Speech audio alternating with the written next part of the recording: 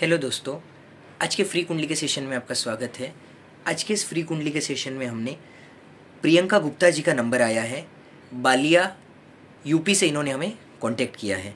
इन्होंने पर्टिकुलरली यहाँ पे कोई क्वेश्चन किया नहीं है, तो हम लोग यहाँ पे ओवरऑल एनालिसिस करने वाले हैं। तो देखिए, इनका मकर लग्न का चार्ट है। सबसे पहले तो लग्न का जो मालिक है शनि, वो लाभ भाव में बैठा हुआ है और वो शत्रु क्षेत्री मंगल के घर में बैठा हुआ है। अब देखिए, लग्नेश और धनेश होकर ये शनि वहाँ पे गया है, तो जीवन में अच्छा लाभवान बनाता है। मतलब ऐसा इंसान अपनी मेहनत से पैसा कमाता है, कुछ ना कुछ करने वाला होता है। मतलब ऐसे इंसान को कुछ घर पे बैठना पसंद नहीं होता है, उसे कुछ करना, अचीव करना और अपनी मेहनत से कुछ पैसे कमाना, लाइफ में सक्सेस कमाना। तो ये सब चीज़ों के लिए इंसान मेहनत करता है। लेकिन देखिए, पोजीशन बहुत अच्छी है, पैसा भी ऐसा इंसान कमाता है लाइफ में, लेकिन शत्रु के घर में, मंगल के घर में है शनि। तो इतना है कि स्ट्रगल के साथ प्रोग्रेस होती है, स्ट्रगल के साथ पैसा भी आता है, स्ट्रगल के साथ ग्रोथ भी होती है। तो ये शनि इस तरीके से यहाँ पे आपको फल देते हैं। तो देखिए, अब यहाँ पे थर्ड हाउस की अगर हम बात करें तो गुरु स्वग्रही है। देखिए, थर्ड हाउस में जब गुरु स्वग्रही होता है, लेकिन वो राहु के साथ चांडाल दोष में बैठा हुआ है, तो होता क्या है, थर्ड हाउस होता है हमारे पुरुषार्थ का, हमारे साहस का। तो कई बार हम जितना साहस करते हैं, जितना पुरुषार्थ करते हैं, तो हमें उतनी सफलता, उतने रिटर्न्स देखने को नहीं मिलते हैं, क्योंकि यहाँ पे चांडाल योग बना हुआ है।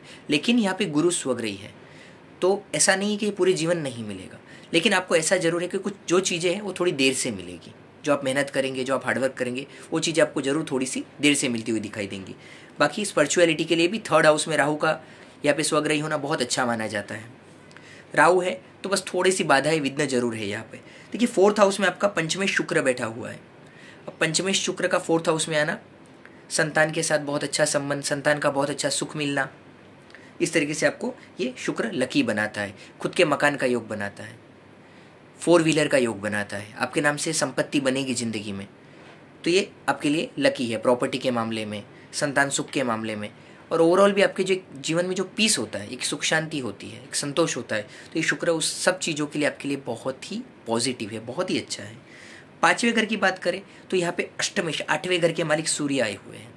तो देखिए, पंचम भाव में जो सूर्य आए हुए हैं, ये क्या करते हैं, ये स्टमक से रिलेटेड कुछ प्रॉब्लम दे सकते हैं आपको।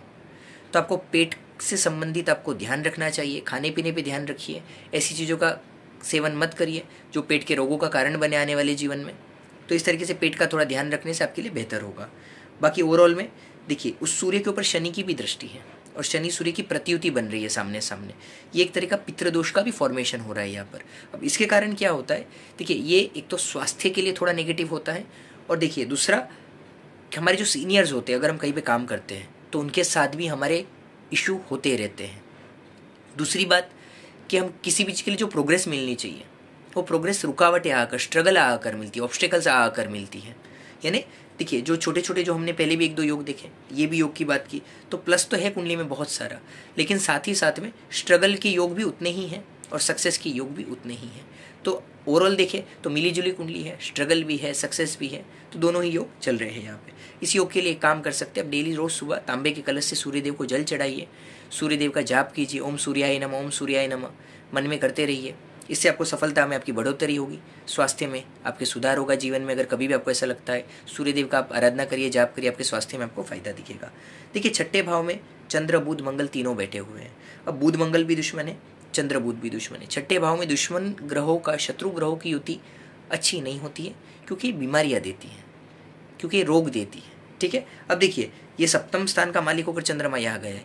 जीवन साथी के साथ भी छोटे मोटे मतभेद ये चंद्रमा यहाँ पे 6ठे भाव में देगा, क्योंकि षष्ठेश के साथ, बुध के साथ बैठा हुआ है, शत्रु बुध के साथ। तो जीवन साथी के साथ भी छोटे मोटे मतभेद होंगे, वहाँ पे थोड़ा आपको समझदारी से हैंडल करना होगा, तो चीज़ें बेहतर होंगी। दूसरी बात, चंद्र बुध जिस तरीके से, मंगल जिस तरीके से, आपको गुस्सा भी ज़्यादा आएगा। कभी कभी कुछ सिचुएशंस में आपको बहुत ज़्यादा गुस्सा आएगा। गुस्से में कभी भी डिसीजन नहीं लेना है, क्योंकि बुध चंद्र को साउथ इंडिया में पिशाच योग कहा जाता है। क्योंकि कभी कभी ऐसा इंसान, नॉर्मली ऐसा नहीं होता है, बट कभी कभी वो ज़्यादा गुस्से में खुद को नुकसान पहुंचाने वाले निर्णय वो ले लेता है और बाद में पछताता है। तो आपको चंद्र बुध की वजह से भी कभी ज़्यादा गुस्सा है, पहले गुस्सा शांत होने, तो कोई भी डिसीजन लेना है गुस्से में नहीं लेना है। दूसरी बात, ये आपको चंद्र बुध यहाँ पे देखिए, कमर की, जिस तरह शत्रु ग्रह यहाँ पे आए हुए हैं, कमर की प्रॉब्लम दे सकते हैं, बीपी की प्रॉब्लम एक सर्टन एज के बाद आ सकती है। चंद्रमा के कारण कुछ लेडीज़ प्रॉब्लम्स है, सप्तम भाव का भी वो मालिक है, लेडीज़ को जो गर्भाशय संबंधित होता है, पीरियड्स का होता है, ऐसे कुछ प्रॉब्लम्स भी यहाँ पे देता है। तो थोड़ा सा ये स्वास्थ्य के लिए ही नेगेटिव है, बाकी ओवरऑल में ठीक है। इसके लिए आप डेली शिव मंदिर जाइए, घर के अगर आसपास है रोज वहाँ जल चढ़ा दीजिए। शिव जी के आशीर्वाद से चंद्रमा सुधरता है, और चंद्रमा सुधरेगा तो चंद्रमा के साइड इफेक्ट्स नहीं मिलेंगी, तो ऑटोमेटिकली ही चंद्रमा के जो परेशानियाँ हैं, बीमारियाँ हैं, वो सब ऑटोमेटिकली शांत हो जाएगी। ठीक है। दूसरा देखिए, चंद्रमंगल का लक्ष्मी योग भी है छठे भाव में, तो वो जॉब के लिए बेनिफिशियल है, तो वो अच्छा भी है। ठीक है। देखिए ऑलरेडी शनि भी जॉब में सपोर्ट करवाता है, जो आपका लाभ भाव में बैठा है धनेश होकर, तो जॉब के लिए शनि भी अच्छा है, जॉब के लिए चंद्रमंगल छठे भाव में वो भी अच्छा है, बुध स्वग्रही है छठे भाव में। जॉब के लिए सारे योग आपके लिए बहुत अच्छे बने हो। कुछ मेहनत करते हो और पढ़ाई करो, सीखो और अच्छे से अच्छा काम करने की कोशिश करो, तो उसमें आप बहुत प्रोग्रेस कर सकते हो, अगर आपको सपोर्ट मिले, अगर आपको करने का मौका मिले तो। ठीक है। 9th हाउस में केतु है। 9th हाउस का केतु भी स्पिरिचुअलिटी में, कन्या राशि में, बुध के घर में, मित्र के घर में है, आपको स्पिरिचुअलिटी में फ़ायदा करवाएगा। अगर ध्यान साधना, थोड़ा स्पिरिचुअलिटी की तरफ भी आप, एक फैमिली लाइफ, एक प्रोफेशनल लाइफ के साथ साथ एक अपनी स्पिरिचुअल लाइफ पर भी थोड़ा टाइम दो, थोड़ा ध्यान दो, तो ये आपको काफ़ी ज़्यादा पीस ऑफ माइंड और एक लाइफ को एक अलग ही दिशा देगा। 10th हाउस का मालिक शुक्र आपका 4th हाउस में बैठा हुआ है, 10th हाउस को देख रहा है, तो कैरियर के लिए कभी लाइफ में सर्टन पॉइंट पे आपको ऐसा लगे कि खुद का भी कुछ करना है, तब भी ये शुक्र आपको मदद करेगा। और उसमें भी आर्ट से रिलेटेड, यानी कि कोई भी कला से रिलेटेड आप काम करेंगे तो आपको फ़ायदा होगा, चाहे वो ब्यूटी पार्लर हो, चाहे वो ड्राइंग हो, चाहे वो डांसिंग हो, चाहे वो सिंगिंग हो, चाहे वो किस तरह के कुकिंग क्लासेस हो, आर्ट, कला, तो ये सब चीज़ों में शुक्र आपको काफ़ी फ़ायदा देगा। ठीक है।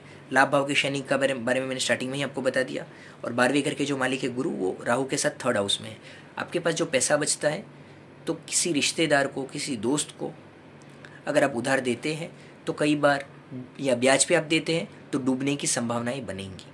और कहीं भी एकदम से ब्लाइंडली बिजनेस में भी पैसा नहीं लगाना है, नहीं तो आपको लॉस लगने की यहाँ पे चांसेस बनेंगे। तो ये हुई ओवरऑल आपके बर्थ चार्ट का हमने देख लिया। ऐसे तो इसमें दशा, अंतरदशा, प्रत्यंतर दशा, नवमांश, बहुत कुछ देखा जाता है। फ्री एनालिसिस से तो एक लिमिट होती है।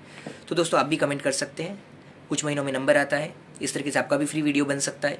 लेकिन और कुछ लोग, भारत समेत कई देशों से लोग प्राइवेट अपॉइंटमेंट भी बुक करते हैं और अपनी समस्याओं का समाधान प्राप्त करते हैं, उसकी फीस होती है। चलिए दोस्तों, मिलते हैं अगले वीडियो में। चैनल को लाइक शेयर सब्सक्राइब करिए।